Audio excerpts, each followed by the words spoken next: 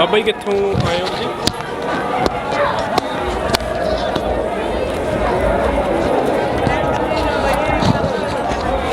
ਵਾਹਿਗੁਰੂ ਸ੍ਰੀ ਸਾਹਿਬ ਦਿਓ।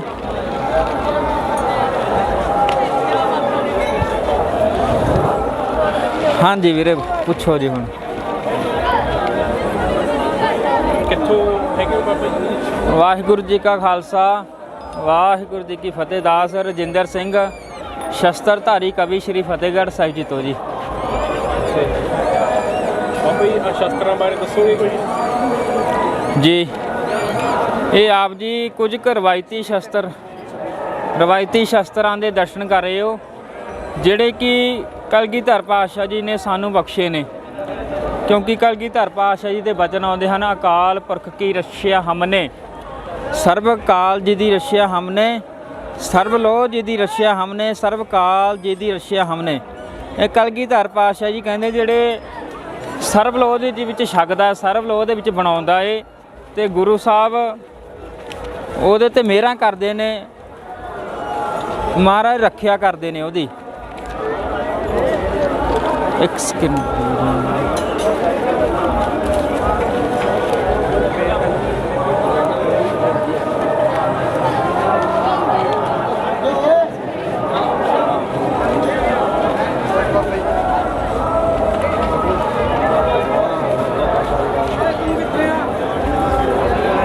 ਗੁਰੂ ਰੂਪੇਰੀ ਸਾਧ ਸੰਗਤ ਜੀਓ, ਆਪ ਜੀ ਕੁਝ ਰਵਾਇਤੀ ਸ਼ਸਤਰਾਂ ਦੇ ਦਰਸ਼ਨ ਕਰ ਰਹੇ ਸਨ, ਜਿਸ ਦੇ ਵਿੱਚ ਸੰਗਤ ਜੀ ਸਭ ਤੋਂ ਪਹਿਲਾਂ ਆਪ ਜੀ ਨੂੰ ਮੈਂ ਦਰਸ਼ਨ ਦੀਦਾਰੇ ਕਰਵਾਉਂਦਾ। ਇਹ ਸੰਜੋਗ, ਇਹਨੂੰ ਸੰਜੋਗ ਕਿਹਾ ਜਾਂਦਾ ਜੀ। ਆਪ ਜੀ ਦਰਸ਼ਨ ਦੀਦਾਰੇ ਕਰੋ।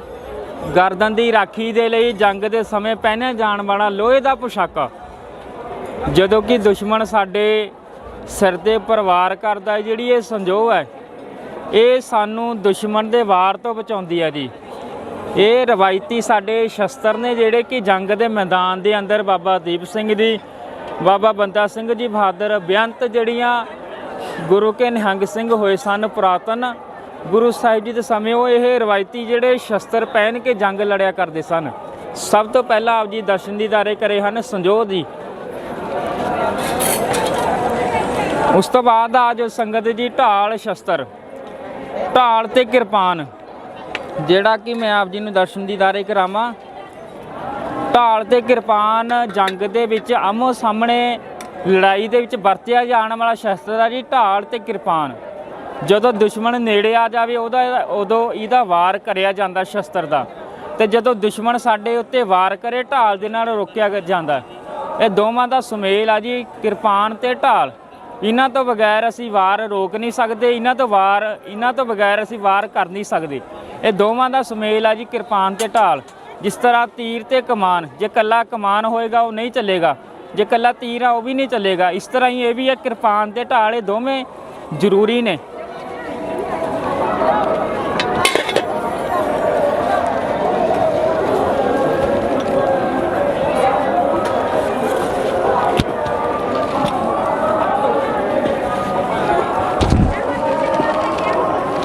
ਉਸ ਤੋਂ ਬਾਅਦ ਸੰਗਤ ਜੀ ਆ ਜਾਓ ਦਰਸ਼ਨ ਦੀਦਾਰੇ ਕਰੋ। ਬਾਘ ਨਖਾ ਸ਼ਸਤਰ ਵੀ ਜਿਸ ਤਰ੍ਹਾਂ ਸ਼ੇਰ ਦੇ ਨੌ ਹੁੰਦੇ ਨੇ, ਸ਼ੇਰ ਜਿਸ ਤਰ੍ਹਾਂ ਸ਼ਿਕਾਰ ਕਰਦਾ, ਉਸ ਤਰ੍ਹਾਂ ਹੀ ਇਹ ਸ਼ਸਤਰ ਦਾ ਵਾਰ ਜਿਹੜਾ ਉਹ ਦੁਸ਼ਮਣ ਦੇ ਉੱਪਰ ਕੀਤਾ ਜਾਂਦਾ। ਇਸ ਤਰ੍ਹਾਂ ਸ਼ੇਰ ਜਦੋਂ ਆਪਣੇ ਨੌਹਾਂ ਦੇ ਨਾਲ ਆਪਣੇ ਦੁਸ਼ਮਣ ਨੂੰ ਚੰਗੀ ਤਰ੍ਹਾਂ ਪਕੜ ਲੈਂਦਾ, ਜਦੋਂ ਪਕੜਨ ਤੋਂ ਬਾਅਦ ਜਿਹੜਾ ਉਹਦਾ ਸ਼ਿਕਾਰੀ ਆ ਉਹਦੇ ਕੋਲੋਂ ਛੁੱਟ ਨਹੀਂ ਸਕਦਾ। ਇਸ ਤਰ੍ਹਾਂ ਹੀ ਜਿਹੜਾ ਇਹ ਬਾਘ ਨਖਾ ਸ਼ਸਤਰ ਆ, ਇਹਦਾ ਜੇ ਵਾਰ ਆਪਾਂ ਕਰੀਏ ਦੁਸ਼ਮਣ ਦੇ ਉੱਪਰ, ਇਹਦੇ ਦੇ ਦੁਸ਼ਮਣ ਦਾ ਇਸ ਸ਼ਸਤਰ ਦੇ ਨਾਲੋਂ ਜਿਹੜਾ ਕਹਿ ਸਕਦੇ ਆ ਮਰਨਾ ਬਚਣਾ ਮੁਸ਼ਕਿਲ ਹੈ। ਬਾਘ ਨਖਾ ਸ਼ਸਤਰ ਦੀ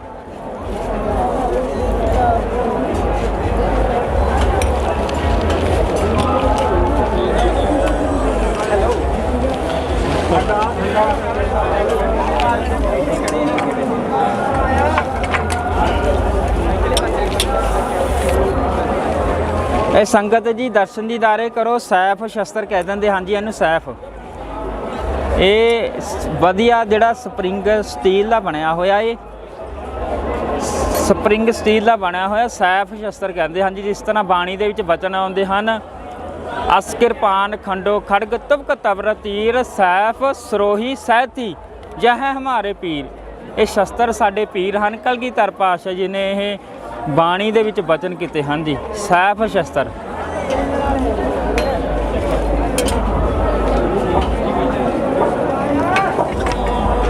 ਉਸ ਤੋਂ ਬਾਅਦ ਆਜੋ ਸੰਗਤ ਜੀ, ਇਹਨੂੰ ਸਫਾ ਜੰਗ ਸ਼ਸਤਰ ਕਹਿੰਦੇ ਹਨ। ਇਸ ਦਾ ਨਾਮ ਹੈ ਜੀ ਸ਼ਸਤਰ ਦਾ ਸਫਾ ਜੰਗ। ਸਫਾ ਦਾ ਮਤਲਬ ਹੋ ਗਿਆ ਸਫਾ ਕਰਨਾ ਦੁਸ਼ਮਣ ਦਾ। ਸਫਾ ਜੰਗ, ਜੰਗ ਦੇ ਮੈਦਾਨ ਦੇ ਵਿੱਚ ਸਫਾ ਜੰਗ ਸ਼ਸਤਰ ਦਾ ਨਾਮ ਹੈ। ਦੋਵੇਂ ਪਾਸੇ ਇਹ ਵਾਰ ਕਰਦਾ ਹੈ ਦੁਸ਼ਮਣ ਦੇ, ਅੱਗੇ ਤੋਂ ਵੀ ਤੇ ਪਿੱਛੇ ਤੋਂ ਵੀ।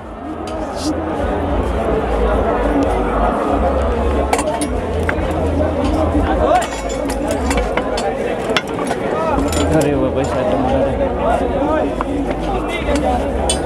माड़े सैट करके रखे ये गुरु रूप प्यारी साध संगत जी दर्शन दीदारे करो। खंडा शस्त्र कह देंगे हैं जी इनू।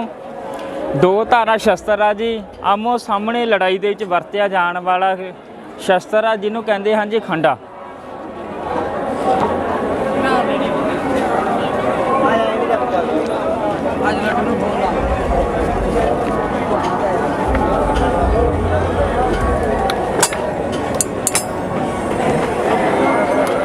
संगत जी आओ दर्शन दीदारे करवाइए। तुहानूं खंजर शस्त्र कहते हैं जी इनू। एक गात्रे का शस्त्र आ जिहड़ा कमर कस्से दे विच जिहड़ा शस्त्र सजाया जाता है। आमो सामने लड़ाई दे विच ये शस्त्र वरतिया जाता खंजर। आप जी दर्शन दीदारे कर सकते हो। दूजी इहदी खासियत यह है कि जदों दुश्मन दे ये लोहे की बनी हुई संजोह पाई हुंदी आ, ये उहनूं तोड़न दे काम भी आउंदा है। क्योंकि दुश्मन साडे सिर दे उपर जां गर्दन दे उपर इदां वार करदा, ਉਹਦੇ ਨਾਲ ਜਿਹੜੀ ਇਹ ਸੰਜੋਗ ਟੁੱਟਦੀ ਨਹੀਂ ਹੈਗੀ। ਪਰ ਜਦੋਂ ਦੁਸ਼ਮਣ ਦੇ ਉੱਪਰ ਆਪਾਂ ਇਦਾਂ ਵਾਰ ਕਰਾਂਗੇ ਲੰਘਾ ਕੇ, ਇਹ ਆਰ ਪਾਰ ਨਿਕਲ ਜਾਏਗਾ, ਜਿਹੜਾ ਕਿ ਕੁੰਡੇ ਨੂੰ ਤੋੜ ਕੇ ਆਰ ਪਾਰ ਨਿਕਲ ਜਾਏਗਾ ਖੰਜਰ ਸ਼ਸਤਰ ਦੀ।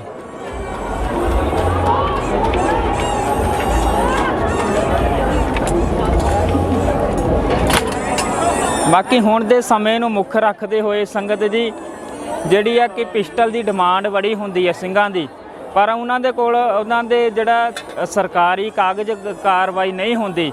ਦੂਸਰਾ ਪੈਸੇ ਦੀ ਜਿਹੜੀ ਘਾਟ ਹੁੰਦੀ ਸਿੰਘਾਂ ਦੇ ਕੋਲ, ਕਈਆਂ ਦੇ ਕੋਲ, ਉਹਨੂੰ ਮੁੱਖ ਰੱਖਦੇ ਹੋਏ ਜਿਹੜਾ ਕਿ ਪਿਸਟਲ ਖੰਜਰ ਕਹਿ ਦਿੰਦੇ ਆ ਜੀ ਇਹਨੂੰ, ਕਿ ਜਿਹਨਾਂ ਨੇ ਆਪਣੇ ਸ਼ੌਂਕ ਪੂਰੇ ਕਰਨੇ, ਪਿਸਟਲ ਰੱਖਣ ਦੇ ਆਪਣੇ ਸ਼ੌਂਕ ਪੂਰੇ ਕਰਨੇ, ਉਹ ਇਹ ਖੰਜਰ ਸ਼ਸਤਰ ਜਿਹੜਾ ਰੱਖ ਕੇ ਕਰ ਸਕਦੇ ਨੇ। ਕਿਉਂਕਿ ਇਹ ਪਿਸਟਲ ਦੇ ਨਾਲੋਂ ਵੱਧ ਵਾਰ ਕਰਦਾ ਏ। ਇਹ ਵੀ ਦੁਸ਼ਮਣ ਦੇ ਜਿਹੜੀ ਸੰਜੋਹ ਪਾਈ ਹੁੰਦੀ ਹੈ ਉਹਨੂੰ ਇੱਦਾਂ ਆਰ ਪਾਰ ਆਪਾਂ ਲੰਘਾਵਾਂਗੇ, ਤੋੜਨ ਦਾ ਕੰਮ ਕਰਦੀ ਹੈ। ਖੰਜਰ ਸ਼ਸਤਰ ਕਹਿ ਦਿੰਦੇ ਪਿਸਟਲ ਖੰਜਰ ਦੀ।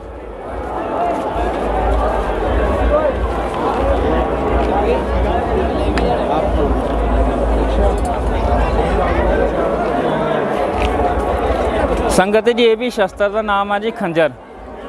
ਇਹ ਵੀ ਜਦੋਂ ਦੁਸ਼ਮਣ ਸਾਡੇ ਨੇੜੇ ਆ ਜਾਵੇ ਉਦੋਂ ਇਸ ਸ਼ਸਤਰ ਦਾ ਵਾਰ ਦੁਸ਼ਮਣ ਦੇ ਉੱਪਰ ਕੀਤਾ ਜਾਂਦਾ ਹੈ।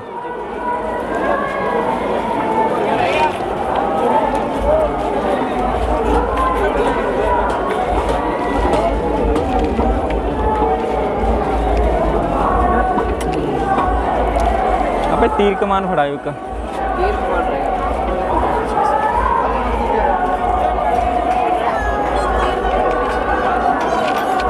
ਇੱਕ ਤੀਰ ਕੱਢਿਓ, ਖਫਰਾ ਤੀਰ।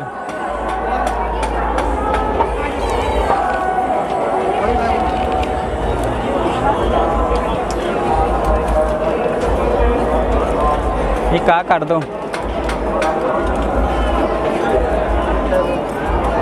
वो भी कर दो जेड़ा पहला दिखाया। संगत जी दर्शन दीदारे करो तीर ते कमान दे।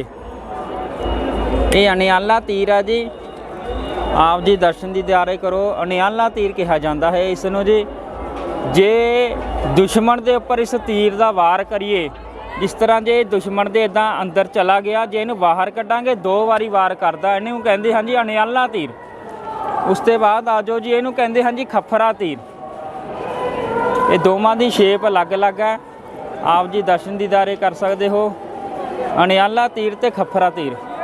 मैं सब तो पहली गल आप जी की जानकारी लिए दसना चाहता कि कलगीधर पातशाह जी का जोड़ा तीर कमान सी वो 9 टंकी सी जी। एक टंक 25 किलो का हुंदा। 9 टंकी कमान नूं ओह मनुख खिंच सकता है जो एक हत्थ दे नाल 496 ਪੌਂਡ ਭਾਵ 2 ਕੁਆਂਟਲ 25 ਕਿਲੋ ਵਜ਼ਨ ਆਸਾਨੀ ਦੇ ਨਾਲ ਇੱਕ ਹੱਥ ਦੇ ਨਾਲ ਇਦਾਂ ਚੁੱਕ ਸਕਦਾ ਹੋਵੇ। ਕਹਿਣ ਦਾ ਭਾਵ ਸੰਗਤ ਜੀ, ਜਿਸ ਤਰ੍ਹਾਂ 2 ਕੁਆਂਟਲ 25 ਕਿਲੋ ਵਜ਼ਨ ਚੁੱਕਣ ਨੂੰ ਜ਼ੋਰ ਲੱਗਦਾ ਹੈ, ਉਨਾ ਕਲਗੀਧਰ ਪਾਤਸ਼ਾਹ ਜੀ ਦੀ ਜਿਹੜੀ ਕਮਾਨ ਸੀ ਉਹਨੂੰ ਇਦਾਂ ਖਿੱਚਣ ਨੂੰ ਜ਼ੋਰ ਲੱਗਦਾ ਸੀ। ਤੇ ਜਦੋਂ ਕਮਾਨ ਦੇ ਵਿੱਚੋਂ ਤੀਰ ਨਿਕਲਦਾ ਸੀ, ਕਈ ਦੁਸ਼ਮਣਾਂ ਦੇ ਸੀਨੇ ਪਾੜ ਕੇ ਨਿਕਲਦਾ ਸੀ। ਧੰਨ ਨੇ ਗੁਰੂ ਗੋਬਿੰਦ ਸਿੰਘ ਮਹਾਰਾਜ। ਸੰਗਤ ਜੀ, ਇਸ ਤੋਂ ਬਾਅਦ ਆਜੋ ਇਹਨੂੰ ਤੰਦੀ ਜਾਂ ਚਿੱਲਾ ਕਿਹਾ ਜਾਂਦਾ ਹੈ। ਇਹਨੂੰ ਧਨੁਸ਼ ਕਹਿ ਦਿੰਦੇ ਆ, ਕਮਾਨ ਵੀ ਕਹਿ ਦਿੰਦੇ ਆ। ਤੇ ਸੰਗਤ ਜੀ, ਦੁਸ਼ਮਣ ਨੂੰ ਆਪਣੇ ਨੇੜੇ ਆਉਣ ਤੋਂ ਰੋਕਣ ਦੇ ਲਈ ਤੀਰ ਕਮਾਨ ਦੀ ਵਰਤੋਂ ਕੀਤੀ ਜਾਂਦੀ ਸੀ। ਦੂਸਰਾ, ਚਿੱਠੀਆਂ ਭੇਜਣ ਦੇ ਕੰਮ ਵੀ ਆਉਂਦੇ ਸੀ ਤੀਰ ਕਮਾਨ। ਜਾਂ ਤਾਂ ਗੁਰੂ ਦੇ ਸਿੰਘ ਜਿਹੜੇ ਪੈਦਲ ਚਿੱਠੀਆਂ ਲੈ ਕੇ ਜਾਂਦੇ ਸੀ, ਜਾਂ ਘੋੜਿਆਂ ਦੇ ਉੱਪਰ ਲੈ ਕੇ ਜਾਂਦੇ ਸੀ ਚਿੱਠੀਆਂ, ਜਾਂ ਤੀਰਾਂ ਦੇ ਮੂਹਰੇ ਜਿਹੜੀ ਚਿੱਠੀ ਭੱਜ ਕੇ ਤੀਰਾਂ ਦੇ ਮੂਹਰੇ ਜਿਹੜੀ ਚਿੱਠੀ ਬੰਨ੍ਹ ਕੇ ਆਪਣੇ ਸਾਕ ਸੰਬੰਧੀਆਂ ਤੱਕ ਜਾਂ ਆਪਣੇ ਦੁਸ਼ਮਣਾਂ ਤੱਕ ਇਹ ਪਹੁੰਚਾਈ ਜਾਂਦੀ ਸੀ। ਇਸ ਤਰ੍ਹਾਂ ਵੀ ਤੀਰ ਕਮਾਨ ਦੀ ਵਰਤੋਂ ਹੁੰਦੀ ਸੀ। ਤੇ ਕਲਗੀਧਰ ਪਾਤਸ਼ਾਹ ਦੇ ਤੀਰਾਂ ਨੂੰ 1.25 ਤੋਲਾ ਸੋਨਾ ਲੱਗਿਆ ਹੁੰਦਾ ਸੀ। ਕਾਰਨ ਇਹੀ ਸੀ ਕਿ ਕਲਗੀਧਰ ਪਾਤਸ਼ਾਹ ਜੀ ਦੀ ਕਿਸੇ ਜਾਤ ਪਾਤ ਦੇ ਨਾਲ, ਕਿਸੇ ਧਰਮ ਦੇ ਖਿਲਾਫ ਗੁਰੂ ਸਾਹਿਬ ਜੀ ਕਦੇ ਨਹੀਂ ਲੜੇ। ਜੇ ਲੜੇ ਨੇ ਸਿਰਫ ਜ਼ੁਲਮ ਦੇ ਖਿਲਾਫ। ਉਹਨਾਂ ਨੇ ਦੁਸ਼ਮਣਾਂ ਦਾ ਵੀ ਭਲਾ ਕੀਤਾ ਕਿ ਜੇ ਦੁਸ਼ਮਣ ਬਚ ਗਿਆ ਉਹ ਸੋਨਾ ਵੇਚ ਕੇ ਆਪਣਾ ਇਲਾਜ ਕਰਵਾ ਲੇਗਾ, ਜੇ ਨਾ ਦੁਸ਼ਮਣ ਬਚਿਆ ਉਹਦੇ ਪਰਿਵਾਰ ਦੇ ਮੈਂਬਰ ਨੇ ਜਿਹੜੇ ਉਹ ਸੋਨਾ ਵੇਚ ਕੇ ਉਹਦੀ ਅੰਤਲੀ ਕਿਰਿਆ ਕਰ ਦੇਣਗੇ ਜਾਂ ਆਪਣਾ ਗੁਜ਼ਾਰਾ ਕਰ ਲੈਣਗੇ। ਇਹ ਸੰਗਤ ਜੀ ਤੀਰ ਤੇ ਕਮਾਨ ਦੇ ਕੁਝ ਕੁ ਗੁਣ ਆਪ ਜੀ ਦੇ ਸਨਮੁਖ ਰੱਖੇ ਸਨ। ਹੋਰ ਵਧੀਆ ਬਾਈ ਜੀ, ਠੀਕ ਹੈ ਵੀਰੇ। ਬਾਈ ਜੀ ਬਾਬਾ ਜੀ ਤੁਹਾਡਾ ਜੇ ਕਿਤੇ ਨੰਬਰ ਵਗੈਰਾ ਮਿਲ ਸਕਦਾ ਜੀ। ਬਾਈ ਜੀ